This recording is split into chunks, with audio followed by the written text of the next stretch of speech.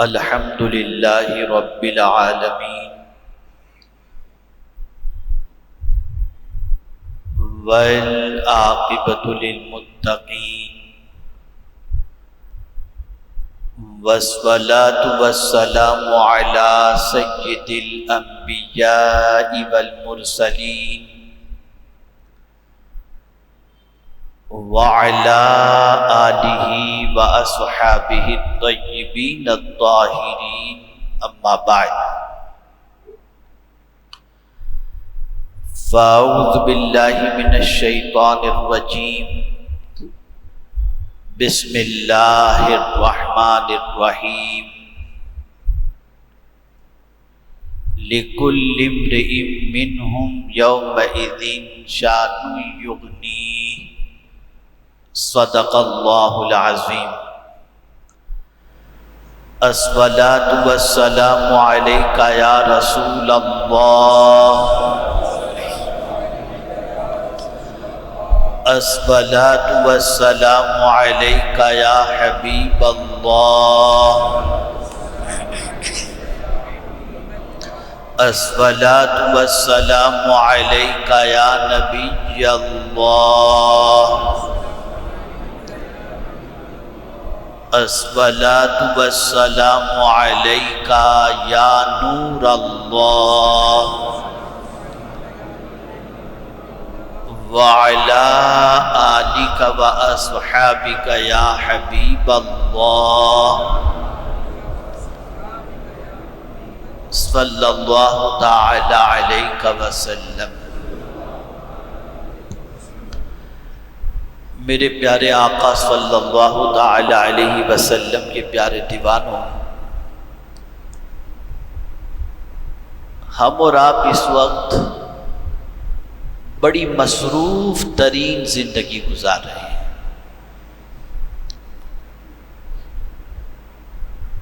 ہر آدمی کو دیکھو تو دوڑتا ہوا بھاگتا ہوا دکھائی دیتا ہے،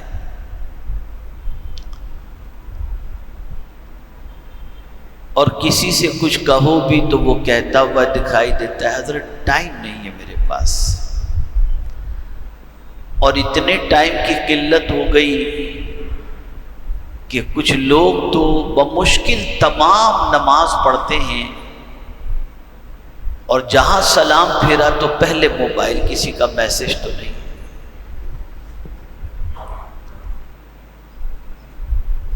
ہما ہمی کا ایک دور ہے، بھاگم دوڑی کا ایک دور ہے، ایسا لگتا ہے جیسے زندگی ایک مشین کی طرح دوڑ رہی ہے۔ روز صبح ہوتی ہے، روز شام ہوتی ہے، اور بس انسان اسی دنیا کے چکر کے اندر اتنا محو ہے کہ اسے اس چیز کا احساس بھی نہیں کہ اس دنیا سے مجھے ایک دن جانا ہے۔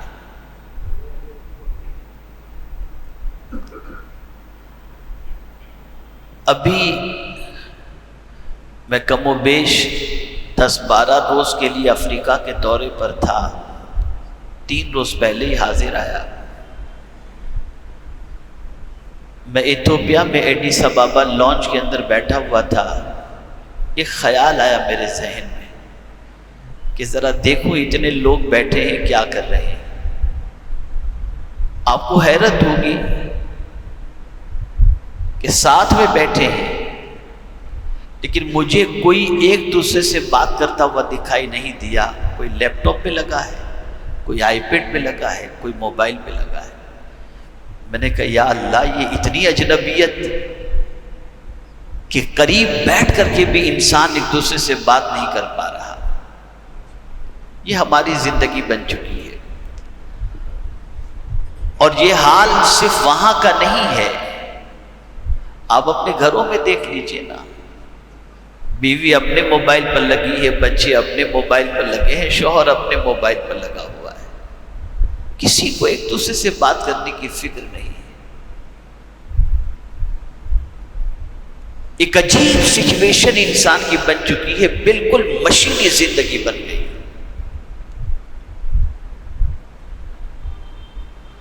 اور اس زندگی نے انسان کو اتنا بڑا خسارہ دیا ہے جس کی کوئی انتہا نہیں۔ سب سے پہلی چیز کہ اس انسان کو دنیا کی مصروفیات کے اندر اتنا ڈبا دیا کہ اب اسے بمشکل تمام شاید کبھی کسی کے انتقال پر مرنے کا خیال آ جائے، ورنہ یہ خیال آتا ہی نہیں ہے۔ اور اسی لیے انسان پلاننگ بھی کرتا ہے تو صبح سے لے کے رات تک اسی زمین پر پرماننٹ رہنے والی پلاننگ کرتا ہے، جانے والی پلاننگ اس کے پاس نہیں ہے کہ ہمیں اس دنیا سے جانا ہے، یہ خیال ہی نہیں آتا ہے۔ آپ کہتے ہیں حضرت عجیب بات کر رہے ہیں، خیال تو آتا ہے، تو میں پوچھتا ہوں کیا تیاری کر رہے ہو اس کے بارے میں؟ چلو آتا ہے نا خیال آپ کو، کیا تیاری ہے اس کے بارے میں؟ یہ چند دنوں کی زندگی گزارنا اتنا کٹھن ہے، جبکہ یہاں ہر ایک دوسرے کا تعاون کرنے والا موجود ہے، وہاں تو کوئی کسی کا نہیں ہوگا، تو کیا وہاں کے لمحات کاٹنا آسان ہوگا؟ میں آج تھوڑا سا اسی حوالے سے کچھ باتیں آپ کو بتاؤں گا، اس لیے کہ چلتے پھرتے مجھے کبھی کوئی چیز سمجھ میں آ جاتی ہے، محسوس ہوتی ہے، تو پھر یہ سوچتا ہوں چلو اس راہ سے امت کا کچھ بھلا ہو جائے اور امت کی کچھ اصلاح ہو جائے۔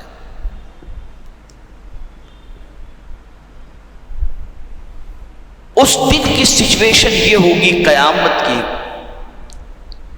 کہ اللہ عز و جل ارشاد فرماتا ہے لِكُلِّ امْرِئٍ مِّنْهُمْ يَوْمَئِذٍ شأن یغنی، ایک دوسرے سے آدمی بے نیاز ہو جائے گا، کسی کو کسی کی پرواہ نہیں ہوگی، کسی کو کسی کی فکر نہیں ہوگی، کوئی کسی کا پرسان حال ہوگا ہی نہیں۔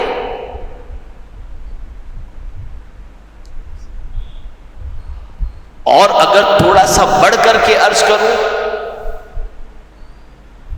تو آپ قرآن کی روشنی میں سمجھیں گے کہ کوئی کسی کا پرسان حال نہ ہونا یہ بھی ایک سمجھ میں آنے والی بات ہے، لیکن جو قیامت میں مجرم ہوں گے، اب آپ کہیں کہ ہم مجرم نہیں، تو میں سمجھتا ہوں کہ ہمیں کا کون ایسا ہے جو مجرم نہیں؟ ہم تو صبح شام اللہ کی نافرمانی کرتے ہیں، ہم تو مجرم ہیں، ہمارے دامن پر گناہوں کے دھبے لگے ہوئے ہیں، ہماری صبح و شام اللہ کی نافرمانی میں گزر رہی ہے، یقیناً ہم مجرم ہیں۔ اللہ اپنے فضل سے ہمارے گناہوں کو اور ہمارے جرموں کو معاف فرما دے، تو مجرم کیا تمنا کریں گے قیامت میں، اسے سنیے آپ۔ یود المجرم، مجرم آرزو کرے گا لو یفتدی من عذاب یومئذ ببنیہ وصاحبتہ واخیہ وفصیلتہ التی تؤویہ۔ قرآن کہتا ہے کہ مجرم قیامت میں آرزو کرے گا، تمنا کرے گا کہ میں اپنا بیٹا دے دوں اور اللہ مجھے عذاب سے بچا لے، میں اپنا بھائی دے دوں اللہ مجھے عذاب سے بچا لے، میں اپنا دوست دے دوں اللہ مجھے عذاب سے بچا لے،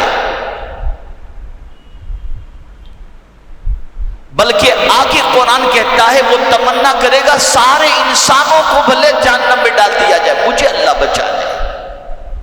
یہ مجرم قیامت میں تمنا کرے گا، یعنی وہ باپ بیٹے کا رشتہ اس قیامت کے دن ایسی سچویشن میں بدل جائے گا کہ مجرم اپنے بیٹے کی تکلیف نہیں اپنی تکلیف کی فکر کرے گا، اور سوچے گا میرے بچے کو آگ میں ڈال دیا جائے تو ٹھیک ہے لیکن میں بچ جاؤں۔ اب آپ مجھے بتائیے کتنا سخت ترین دن ہوگا اور وہاں کی تکلیف کتنی سخت ترین ہوگی. قرآن کہتا ہے کلا، ہرگز نہیں، ایسا نہیں ہو سکتا. جرم تم نے کیا ہے، سزا تم کو بھگتنی پڑے گی. اور وہاں کی سزا کیا ہے آپ کو معلوم؟ اللہ اکبر، اللہ اکبر، الامان والحفیظ. وہاں کی سزا کوئی برداشت کرنے کی طاقت نہیں رکھتا. ارے اگر قدرت حساب لینے پر آئے تو بندہ حساب دینے کی طاقت نہیں رکھتا. اس نے اگر کسی کو روک لیا گیا وہ کام سے. اسی لیے استاذ زمن کہتے ہیں بے سبب بخش دے نہ پوچھ عمل، نام غفار ہے تیرا یار. ہم سے عمل نہ پوچھ، بے سبب بخش دے میرے قریب. اس امت کی سب سے بڑی غلطی یہ ہے کہ اس امت نے آخرت کو فراموش کر دیا، اللہ کے حضور حاضری کو فراموش کر دیا، اللہ کی بارگاہ میں جواب دہی کو فراموش کر دیا. اور یہی وجہ ہے کہ آج کا انسان گناہ کے دلدل میں ڈوبتا جا رہا ہے. قرآن میں قیامت کے دن کے کئی نام بیان کیے گئے، یوم عظیم، یوم التغابن، یوم الدین، یہ سارے نام قرآن کے اندر آئے ہیں. اور جن صورتوں کے اندر قیامت کا تذکرہ ہے، اب سنیے حضور فرماتے ہیں، رسول اعظم صلی اللہ علیہ وسلم فرماتے ہیں سورہ ہود نے مجھے بوڑھا کر دیا. یعنی حضور قیامت کا تذکرہ پڑھتے اور سنتے تو سرکار پر کپ کپی طاری ہو جاتی اور سرکار پر ضعیفی کے آثار نمایاں ہو جاتے تھے. یہ وہ رسول ہیں جو سید المعصومین ہیں اور انہی کی قیامت میں سنوائی ہوگی. لیکن قیامت کے بارے میں پڑھ کر یا سن کر حضور صلی اللہ علیہ وسلم کی یہ کیفیت، میاں آج تھوڑا سا درد برداشت نہیں ہو پاتا، تھوڑی سی بخار کے اندر نانی یاد آ جاتی ہے، وہاں کی تکلیف کیسے برداشت؟ کیا تیاری کی ہم نے وہاں کے لیے؟ کچھ سوچا کبھی ہم نے اس کے بارے میں؟ اور جو سوچتے ہیں ان کا حال کیا ہوتا ہے؟ ان کا حال یہ ہوتا ہے کہ روزانہ رات کو سیدنا فاروق اعظم رضی اللہ تعالی عنہ اپنی چٹائی کے نیچے سے درہ نکالتے، اپنے پیر پر مارتے ہوئے فرماتے تھے اے پیر آج بتا تو کس راستے پر چلا ہے، اس لیے کہ اللہ تجھ سے حساب لے، اس سے پہلے میں تیرا حساب لے لوں. یہ سوچ تھی، یہ فکر تھی آخرت.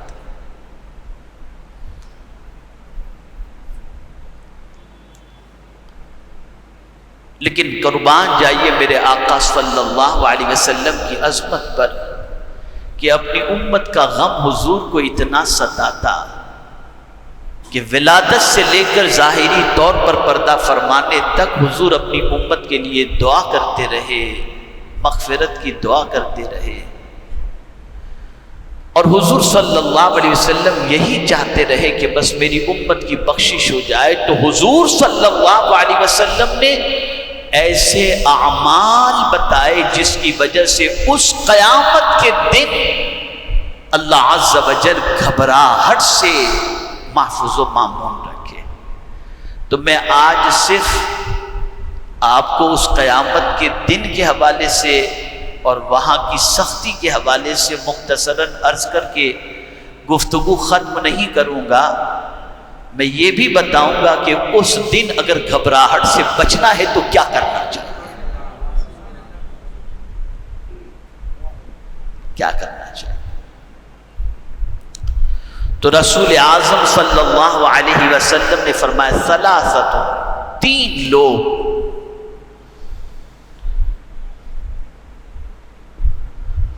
قیامت کے دن گھبراہٹ سے محفوظ و مامون ہوں گے.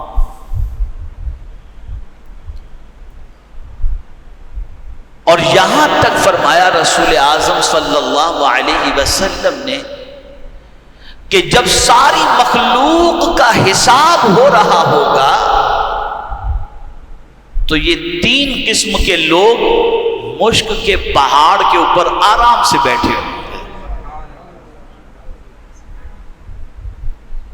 انہیں کوئی گھبراہٹ نہیں۔ وہ کب تک بیٹھے ہوں گے؟ جب تک کہ ساری مخلوق کا حساب نہ ہو جائے۔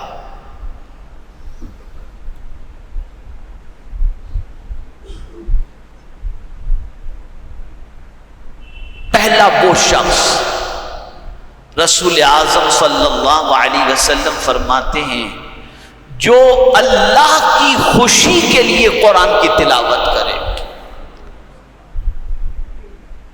ہم تو ثواب کی نیت سے پڑھتے ہیں نا، ارے میرے بھائی بہت سارے لوگ تو اس نیت سے پڑھتے ہیں کہ مال کس میں ملے گا، کون سی سورت پڑھیں یہ بتا دو۔ چلیے اس میں بھی کوئی مذائقے کی بات نہیں، اگر سورت کی فضیلت رزق میں برکت کے سلسلے میں جیسے سورہ واقعہ کی فضیلت ہے آپ پڑھیں، کوئی بات نہیں، لیکن اس سے بھی اونچا درجہ ہے، اور وہ یہ ہے کہ فضیلت اپنی جگہ پر، لیکن میں تو قرآن اس لیے پڑھ رہا ہوں کہ میرا مولا مجھ سے راضی ہو جائے۔ قرآن پڑھنے والا ہر چیز سے بے نیاز ہو کر صرف اللہ کی رضا کے لیے قرآن پڑھ رہا ہے، مولا تو مجھ سے راضی ہو جا۔ اور میں قرآن کی تلاوت کے بارے میں بتاؤں کہ فرمایا گیا کہ ایک رسی کا سرا بندے کے ہاتھ میں اور دوسرا سرا اللہ کے دست قدرت میں، جب کوئی قرآن پڑھتا ہے تو گویا وہ اللہ کی اس رسی کا سرے کو پکڑ لیتا ہے، ادھر بندے کے ہاتھ میں رسی کا سرا ہے، ادھر قدرت کے ہاتھ میں رسی کا سرا ہے۔ ہم سب کا دامن نہیں چھوڑیں گے، یہ کہتے ہیں نا قرآن جب کوئی پڑھتا ہے تو گویا اللہ عز و جل کی رحمتوں کو اپنے ہاتھوں میں تھامے ہوئے ہوتا ہے، اللہ کی رضا کے لیے قرآن پڑھتا اور کوئی مقصد نہ۔ اور پھر اسی کے ساتھ رسول اعظم صلی اللہ علیہ وسلم نے فرمایا اللہ کی رضا کے لیے قرآن پڑھنا اور پھر اس کی امامت، بندوں کی امامت کرنا اور بندے اس سے راضی ہوں، وہ بندہ قیامت کے دن کی گھبراہٹ سے محفوظ و مامون رہے گا۔ دوسرا کون سا شخص؟ تو رسول اعظم صلی اللہ علیہ وسلم نے ارشاد فرمایا جو اللہ کی رضا کے لیے لوگوں کو نماز کی دعوت دے، اللہ کی رضا کے لیے۔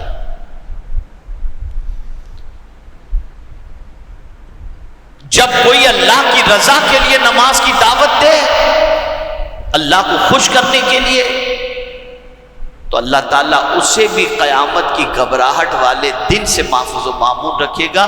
حدیث شریف میں ہے، یہ جو مؤذن صاحب وغیرہ ہوتے ہیں نا، ہمارے نزدیک ان کا کوئی وقار اور ویلیو نہیں ہے، لیکن سرکار کے نزدیک بہت ہے۔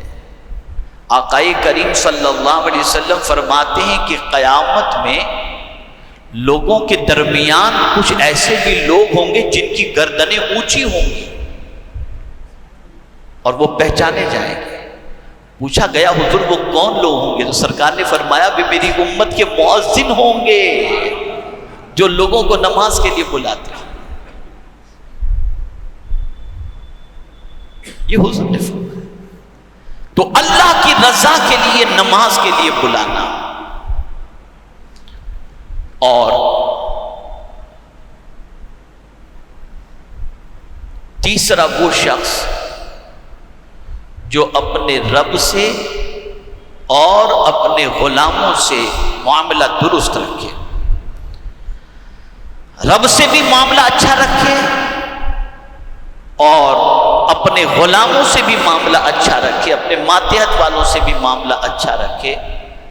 اگر کوئی شخص ایسا کرتا ہے تو رسول رحمت صلی اللہ علیہ وسلم فرماتے ہیں قیامت کے دن جو گھبراہٹ والا دن ہوگا نا، فزع اکبر، حدیث مبارکہ میں آیا ہے، لا یہولہم الفزع الاکبر، قیامت کے دن اس گھبراہٹ والے دن کے اندر اسے کوئی تکلیف نہیں ہوگی، وہ مشک کے ٹیلے پر آرام سے بیٹھا ہوگا، مخلوق حساب دے رہی ہوگی، وہ وہاں بیٹھ کر کے دیکھ رہا ہوگا۔ جب سب کا حساب ہوگا اللہ عز و جل اسے جنت میں داخل فرما دے گا۔ تو اے رسول اعظم صلی اللہ علیہ وسلم کے دیوانوں، جانا ہے، یہاں سے جانا ہے، اسے یاد رکھو، تیاری کرو۔ پورا دن تیاری ہم نہیں کر سکتے تو کم از کم کچھ منٹ تو تیاری کریں، کبھی بیٹھ کر سوچیں تو صحیح کہ کل ہم نے کسی کو قبر کے حوالے کیا، آج کوئی ہمیں قبر کے حوالے کرے گا، کون آئے گا ساتھ؟ بندہ کہتا ہے یہ میرا مکان، یہ میرا بنگلہ، یہ میری گاڑی، یہ میری فیکٹری، اللہ فرماتے تیرا کچھ بھی نہیں ہے۔ اور اگر تو کہتا ہے کہ یہ تیرا ہے تو جب تیری روح نکلے تو اپنے ساتھ لے کر قبر میں جا، ہے کوئی لے جانے والا؟ نہ اس کی فیکٹری وہ لے جاتا ہے، نہ بنگلہ لے جاتا ہے، نہ کار لے جاتا ہے، کچھ بھی نہیں لے جاتا۔ مطلب کیا ہوا؟ مطلب سمجھو، مطلب یہ ہوا بندے جس کو تو تیرا کہہ رہا ہے وہ تیرا نہیں، وہ ہم نے تجھے استعمال کے لیے دیا ہے، جب تو جائے گا تو کوئی اور استعمال کرے گا، لے کے نہیں جا سکتا۔ ہماری کوئی چیز پرماننٹ نہیں ہے۔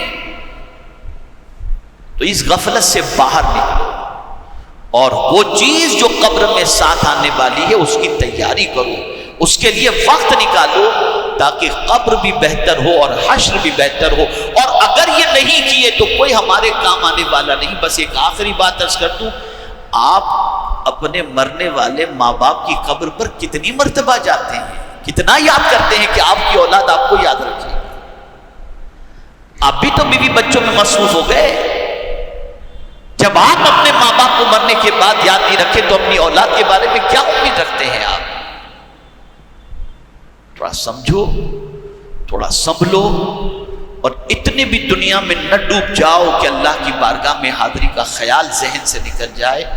اللہ رب العزت جل جلالہ ہم سب کی دنیا بھی بہتر فرمائے اور ہم سب کی آخرت بھی بہتر فرمائے۔ وما علینا الا البلاغ المبین۔ السلام علیکم ورحمۃ اللہ تعالی وبرکاتہ۔